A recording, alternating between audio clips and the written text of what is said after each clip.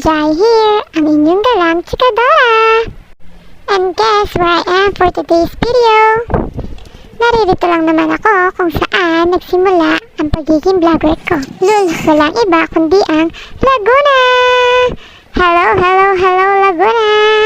At bakit nga ba ako naririto ngayon? Syempre, binisita ko lang naman ang my long lost friend and cousin.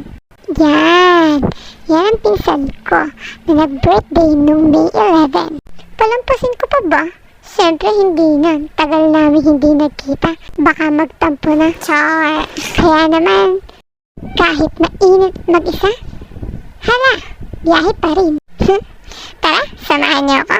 Going fast forward. Ito ang last biyahe para makarating ako sa ating pupuntahan. Dadaan po ng bae. Siyempre hindi mawawala ang pagtatanong bago sumakay. Going fast forward again. Tada! Narito na tayo sa Cambria Bay, Laguna. Bye-bye!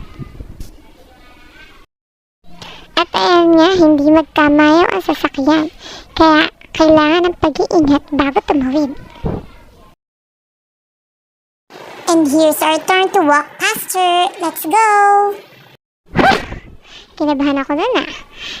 Thanks God, we're safe. And ayan na, the Cambria is waving. Let's go!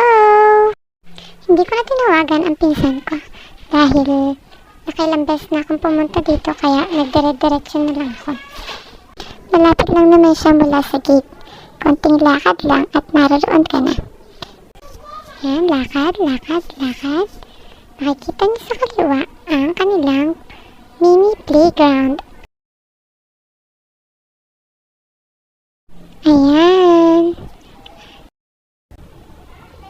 Katabi naman ng playground ang kanilang clubhouse where you can use on your big events. Ayan. Duko. And beside clubhouse is their swimming pool. Makaligo kaya kami dyan?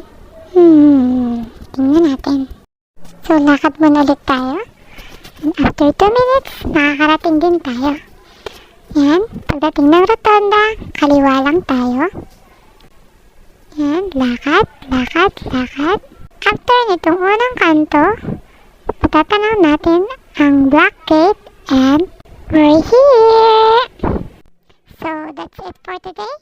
Bye muna! See you around! Bye!